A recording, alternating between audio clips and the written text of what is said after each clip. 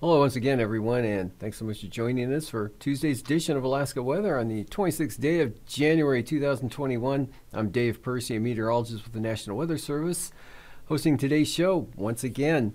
Up first, we've got hazardous weather graphics, nothing on them, no watches, warnings, or advisories anywhere around the state today.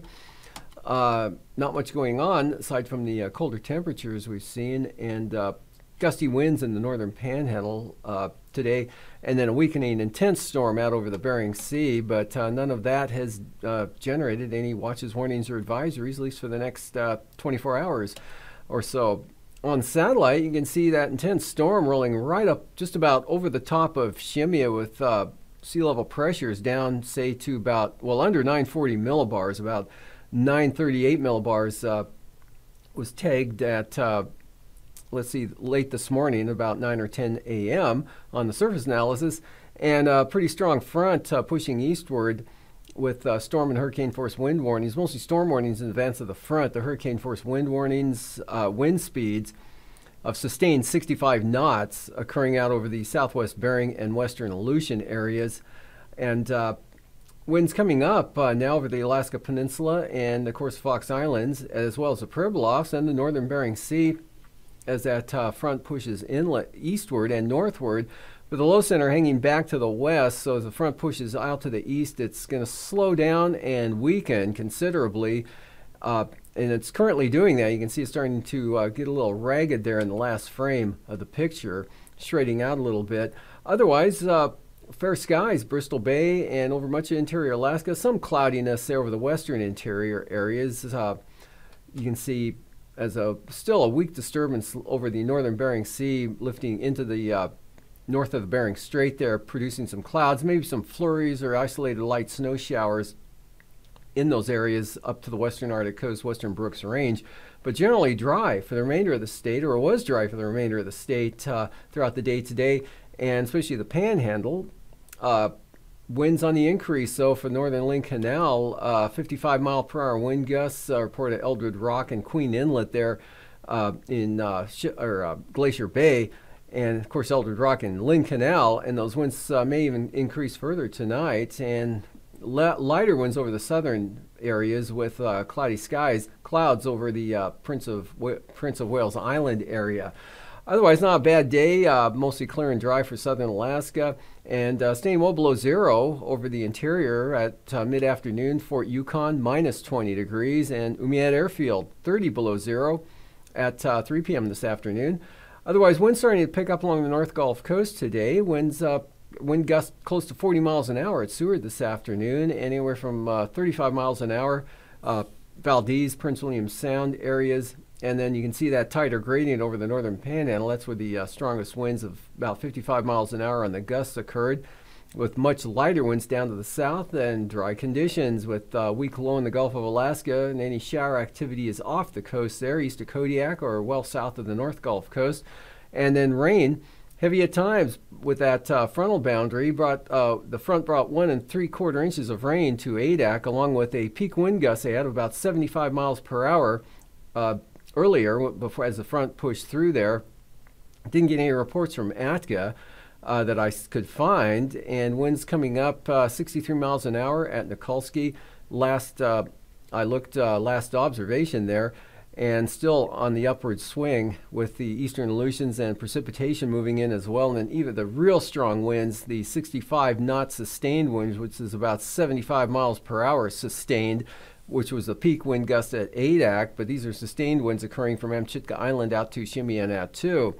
And for tonight, that system pulls northward there into the southwest Bering Sea, north of Shemya and Attu, while the front pushes eastward and northward. So the central and southern part of that front's really going to weaken. As you can see, the pressure field just begins to, or the lines spread out with a lot less gradient, a lot less wind.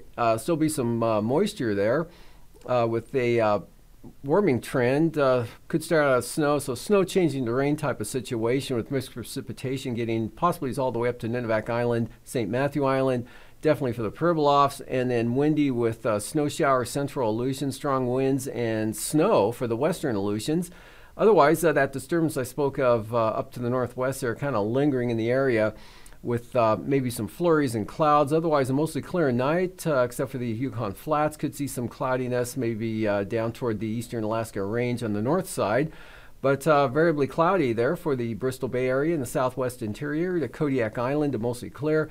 And mostly clear for the North Gulf Coast with gusty northerly winds through the night tonight, but diminishing for the Seward area and staying breezy Prince William Sound locally with gap flow winds. Copper River Delta, strongest winds will be over the northern panhandle again with lighter winds to the south. And for the forecast for tomorrow, that front holds together enough, not much of a wind producer anymore, but shoving a good amount of moisture into the Bristol Bay area, Kodiak Island, southwest interior into southern and central Kuskokwim Valley and the Yukon-Kuskokwim Valley for areas of snow. And they'll begin to mix with rain along the coast in the afternoon. Bristol Bay, same pattern, snow tending to mix with rain at the sea level elevations. And Kodiak Island, periods of rain, but the wind's not too bad. It looks like some moisture could slip on up into southern Cook Inlet tomorrow afternoon. And the Panhandle stays windy, but winds peaking have already peaked by tomorrow afternoon for the Lynn Canal Glacier Bay area, but it becomes windier over the central and southern southeast coast. And again, strong winds over the Aleutians. Still looking at high-end gale and storm force winds through tomorrow, with that low center slowly weakening. Stays windy south winds and rain for the Pribilof, central Aleutian areas, and then that low finally takes a jog to the east and continues weakening. So it won't have quite the impact hitting the southwest coast that it did hitting the western Aleutians, central Aleutians here today. But look for possible areas of blowing snow, and maybe some blowing snow, drifting, nothing too serious coming into the southwest interior. And a fair amount of snow coming into southern, a fair amount, kind of a widespread area of light snow coming up into south central Alaska, up to about the Alaska Range, and then to the northwest Kuskokwim Valley. Weak trough there might kick off a few isolated light snow showers or flurries, say the White Mountains, but staying over toward maybe Eagle, and a little more widespread for the Seward Peninsula, and a triple point low forms as that original occluded front breaks up, and as the trough I dashed in up over the interior. But anyway, a weak low, 985 millibars though. That'll kick the winds up for the eastern North Gulf Coast areas with increasing chances of precipitation, and look for just an increase in the clouds for the southeast coast, and stays windy but not quite as windy for the Aleutians with high-end gales over the western central Aleutians, 45 knots out of the west. Lows for tonight, teens to lower 20s, colder for the panhandle there. And 25 below Copper River Basin, below zero again, or anywhere from 5 above to 15 below south central Alaska, upper teens Homer, mid 20s Kodiak Island, and 20 to 40 below up over the northeast interior. Otherwise, lower 30s for the Pribilofs, above freezing, mid to upper 30s for the Alaska Peninsula eastern Aleutians, and mid 30s for the remainder of the Aleutian chain, just above zero for your low for St. Lawrence Island. And the highs tomorrow, 10 to 15 below Copper River Basin in the teens, south central Alaska, near 30 toward Kachemak Bay, 23 for Seward, and 20s to lower 30s for the Panhandle, mid 30s Kodiak Island, highs 15 to 25 below northeast interior, and 10 to 15 below for the Arctic coast, mid 30s for the Pribilofs, upper 30s, lower 40s Alaska Peninsula, and then lows Thursday morning. Single numbers and teens for the Panhandle, with 20 about as warm as you can see there. Mid-teens for Yakutat, 20, 25 below for the Copper River Basin. And in the teens, generally above zero for south central Alaska, Susitna Valley, and 15 below for McGrath and Nikolai. 25 to 35 below eastern northeast interior, 15 to 20 below on the Arctic coast, and lower 30s for the Bering Sea and Aleutians. And the highs for Thursday afternoon, teens northern Panhandle to near 30 in the south, and 20s south central Alaska to a little above zero Copper River Basin, staying below zero north of the Alaska Range. and out west mostly in the 30s to near 40. And now, aviation weather around Alaska. First line weather graphic for Wednesday morning.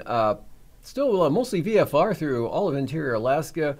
IFR possible there, upper Yukon Valley over the flats and maybe the western Brooks Range along mountains. And then pretty good from the Arctic coast right on down to Kodiak Island, Bristol Bay, eastward across the Gulf of Alaska, all of the North Gulf Coast, Prince William Sound, and across the Panhandle. And then we've got a band of IFR there moving slowly into the eastern and northern Bering Sea.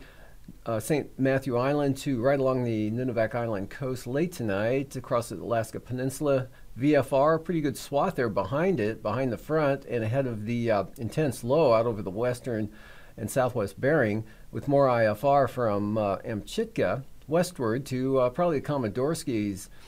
And for the afternoon, that band of IFR takes a jog inland along the coast there and a ways inland, not too far, but covers all of Bristol Bay, the Alaska Peninsula, and southwest Kodiak Island. Marginal VFR now on the increase, spreading southern to central Cook Inlet across the Kenai Peninsula into Montague Island, southwest Prince William Sound, possibly in toward the east side of, or into Passage Canal in the afternoon. Northern Cook Inlet all the way up the interior, good VFR. Panhandle, Yakutat, VFR as well. And moving on to Thursday morning, IFR now over southern Alaska, most of Cook Inlet and southern and eastern Kenai Peninsula, Prince William Sound, IFR, Kodiak IFR, Kamishak Bay, Bristol Bay, Iliamna Lake area, right up Kuskokwim Valley, western Alaska Range, and over to the lower Yukon River Valley area, all IFR. And then cutting off there to marginal, with the marginal ending, looks like around the Talkeetnas there. And then the Copper River Basin, still basically VFR, central and northern areas. Patchy IFR again, Yukon Flats. Marginal VFR, central North Slope and Arctic Coast. Panhandle stays VFR, band of IFR there. Yukon Delta Coast, Nunivak Island, and westward across the northern Bering with the areas to the south, of course, marginal to the north marginal. And for the afternoon, IFR there lingering over the northern Bering Sea, or north central Bering Sea, southwest coast, Bristol Bay, Nunivak Island, and again the Pribilos right on the southern edge there. And IFR east side of Kodiak Island, Chiniak, Marmot Bay, Ozinki, up across the eastern Fognak Island, Barren Islands, and right along looks like the dividing line there is Kachemak Bay. So Seldovia, Port Moller, IFR, Homer on up, marginal VFR all the way up to the Alaska Range now, staying VFR in the Tanana Valley, Upper Yukon Valley, marginal VFR, North Slope, Arctic Coast, central areas, and IFR, Prince William Sound, Eastern North Gulf Coast to Yakutat now, marginal VFR right up along the coastline of the Panhandle. Passes Anatuvik, VFR, same thing for Adigan, and Lake Clark and Merrill, good VFR. All the passes again looking good VFR throughout the day. Tomorrow, at least one more day, especially for these southern ones, Mentasta, Tanita. And then Portage tomorrow afternoon, possibly becoming marginal in the eastern entrance in the afternoon, in the later part of the afternoon. Chilkoot and White, though, VFR. Freezing levels, warmer air nudging northward with a southerly flow in that advancing front. So we've got 6,000 to 8,000 feet to the Alaska Peninsula, 2,000 feet up to Cape Newenham. And icing to go along with that, considerable moderate, not too big of an area there from Togiak Bay into northern Bristol Bay and along the south side of the Aleutian Range there, approaching Sitkinak Island. And jet stream ridging coming through ahead of the system there. So 125 knots Alaska Peninsula, and west-northwest 95 knots Prince William Sound, north-northwest 110 for the northern Panhandle, 9,000 feet, 40 to 60 knot winds there over the southern Bering Sea and Aleutians, and still 65 knot winds out of the west-northwest for the west-central Aleutian areas. Turning, diminishing to southwest at about 40, you can see as that front weakens, and then even lighter winds behind the front, as usually is, but the stronger winds, a little bit stronger from the northern Bering Sea, and then looks like northeast 40 knots for the Panhandle, and easterlies as high as 40 knots, central interior in the narrow band there. And then for turbulence, moderate chop for the southeast coast, especially south areas, and again Lincoln Glacier Bay early on. St. Lawrence Island and all of the Aleutian chain looks pretty choppy turbulence-wise tomorrow, with light to isolated moderate chop on the northwest coast, Noatak Valley, into the northern Bering Sea, all of the Seward Peninsula, and the Alaska Peninsula.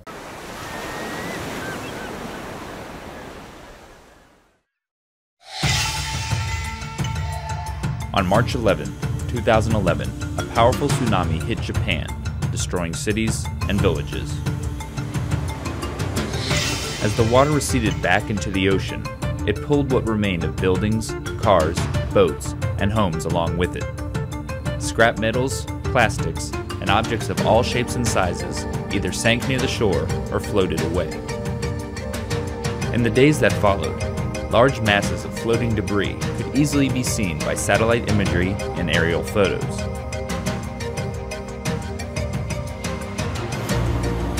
In the wake of this disaster, NOAA is assessing the potential impact that the debris may have on U.S. shores.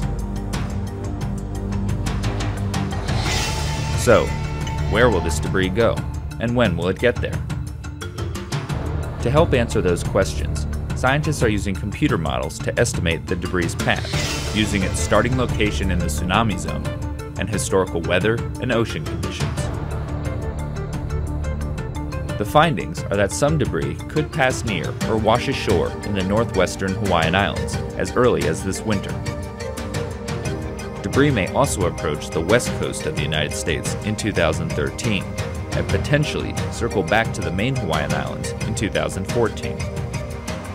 But scientists caution that there are limitations to what computer models can tell us, now that the debris has moved out of satellite view, and with currents and winds in the Pacific constantly changing, there is no guarantee that the debris will stay on the predicted path. Items will sink along the way, or break up and disperse in many directions. Despite these unknowns, NOAA and its partners are collecting data, assessing possible impacts, and making preparations in case debris does wash ashore. The 2011 tsunami in Japan reminds us that the devastation that happens on land can also become a marine debris issue at sea. Imagine all of this underwater. In a major tsunami, it could happen. In this part of Washington state, it's happened before, hundreds of years ago. Sometime in the future, it will likely happen again. But we can be ready. If a tsunami strikes, this school will provide a place for people to ride it out above the waves. We're in Westport, Washington, and right behind me is the very first tsunami vertical evacuation center in the United States.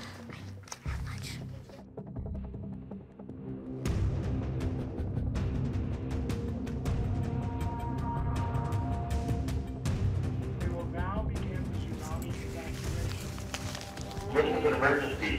Please walk to the nearest exit. Go to the stairs tower and proceed up the stairs. Tsunamis are a potential hazard for low-lying coastal areas. That's why many coastal communities have plans in place to get people to safety, high ground or inland, where they can be beyond the reach of a tsunami. Often there are signs showing where to go and where to gather. Most tsunamis are caused by underwater earthquakes along subduction zones, where two of Earth's plates collide and one is forced under the other. Westport and other Pacific Northwest coastal communities are especially at risk because one of these zones lies just offshore. It's called the Cascadia Subduction Zone. An earthquake here caused a tsunami in 1700 that flooded shores as far away as Japan. Experts say it's just a matter of time before it happens again. Since the subduction zone is so close, a tsunami like the one in 1700 could strike before people in some low-lying areas could get to high ground or inland. And Westport doesn't have a lot of high ground or easy routes inland. If we get an earthquake or a tsunami, we're going to get a lot of water in the area really quickly, and we needed a place to go.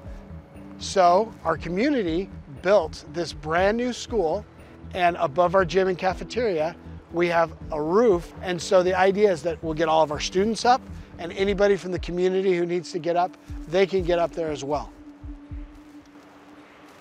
Ocosta Elementary School might seem like a normal school, but look more closely. It's engineered to withstand monster waves. Tsunami vertical evacuation shelters must be able to resist the powerful forces that a tsunami brings. Hydrodynamic, buoyant, hydrostatic, and debris impact forces and strong currents. They're also designed to help people get to safety quickly. There are 4 big staircases on each corner of the building, and each one of those staircases is 8 feet wide, and we can get the whole school evacuated in about 4.5 minutes. Everybody should be at a 0. On the roof of the building, there is water and food and buckets and shelters and tarps and blankets and different things so that we can be up there for 2, 3, maybe 4 days while we wait for rescue. You can go to the top and you know you'll be safe. It feels really nice to have a special building because you feel protected. This community decided that a tsunami evacuation center was important because they didn't have anywhere to go, and they decided to use their money to build the building. The additional cost is anywhere between 10 and 20% of the actual building cost itself, and that's really a sound investment for a lot of protection. You may be there a while, but you're safe and you're secure, and that's the most important thing.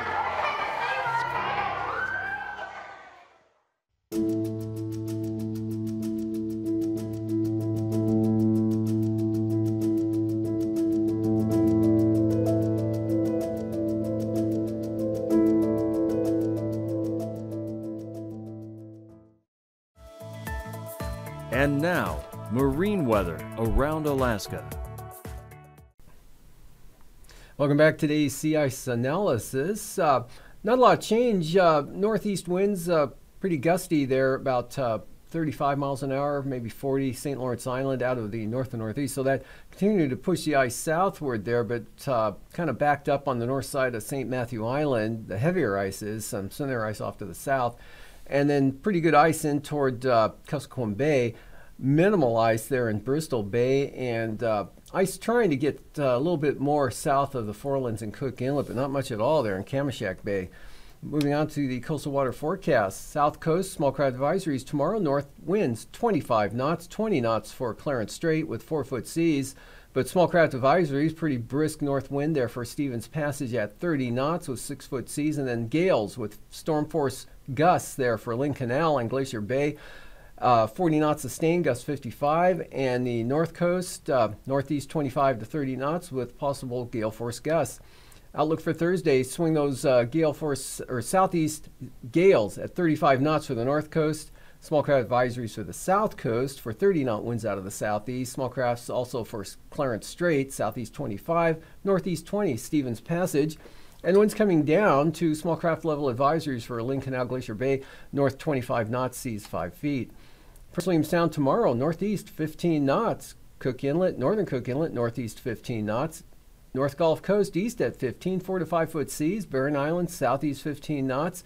But small craft advisories, Kamishak Bay and southern Cook Inlet, where winds will be northeast at 25 knots with 6 to 7 foot seas. Then for Thursday, northern Cook Inlet, northerlies at 15 with 3-foot seas. That's the lightest wind marine area here in this set. Otherwise, Prince William Sound, northeast up to 30 knots, sustained with 6-foot seas, and gales for the North Gulf Coast, east 40 knots there on the eastern North Gulf Coast, and then northeast 35 there along the south side of the Kenai Peninsula. Barren Islands, north at 30, Kamishak Bay, north winds 30 knots, southern Cook Inlet, north winds 30 knots with 8-foot seas. Kodiak Island tomorrow, not bad wind-wise, south to southeast 15 to 20 knots. And then from Sitkinak to Cape Sarachev, south to southeast 25 knots, southwest 25, Bering Sea side of the Alaska Peninsula. Strongest winds in Bristol Bay, where they'll be out of the east at 30 knots. And then they'll drop back to 20 knots as they swing around to the southwest. Seas will still be 8 feet for small craft advisories, though. for Bristol Bay, and gale warnings for southwest winds 35 knots, 20-foot seas, Bering Sea side of the Alaska Peninsula, northwest 40 knots on the Pacific side, and westerlies at 35 knots with 13-foot seas for Kodiak Island on the east side there. Otherwise, small craft advisory winds from the northwest at 25 for Shelikof Strait. Fox Islands tomorrow, pretty uniform wind pattern, southwest 40 knots for both Unalaska and Umak Island, with Pacific side seas 22 to 29 feet and Bering Sea side 15 to 20 feet, and 45 to 50 knot winds there for Adak and Atka, with the storm warnings on the north side of the islands. Seas 23 to 36 feet, 55 knot winds for Amchitka Island, and still holding on to storms throughout the day for the Western Aleutians, west 50 knots, seas 35 feet. And for the day Thursday, they come down a little bit, but not much. We still have west or west-southwest 45 knots from Shimi and Attu all the way to Umak Island and Unalaska Island, 40 to 45 knot winds out of the west with seas up to 25 feet. Southwest coast tomorrow, brisk wind advisories along the Yukon Delta coast, small craft advisories Kuskokwim Delta coast, east winds 30 knots in both areas, 40 knots out of the east, gale warnings for St. Lawrence Island, Pribilof southerly gale force winds at 35, St. Matthew Island easterlies at 35 knots. And for Thursday, St. Lawrence Island gale warnings northeast 35 knots, and brisk wind advisories to the Yukon Delta coast, gale warnings for the St. Matthew Island area for northeast 35, west winds 40 knots with 26-foot seas for the Pribilof Islands, and southwest 25 for the Kuskokwim Delta coast. Eastern Boulevard Seacoast tomorrow, east 15, lighter easterlies at 10 on the central coast, picking up 20 knots on the west side. Cape Beaufort to Wales, brisk wind advisories, northeast 25. And we'll have some gale force winds from Cape Thompson to Cape Beaufort out of the northeast at 35 knots. Cape Thompson to Wales, brisk wind advisories, northeast 30. East 20 knots on the eastern Boulevard Seacoast, and the central and west side, northeast 15 to 20.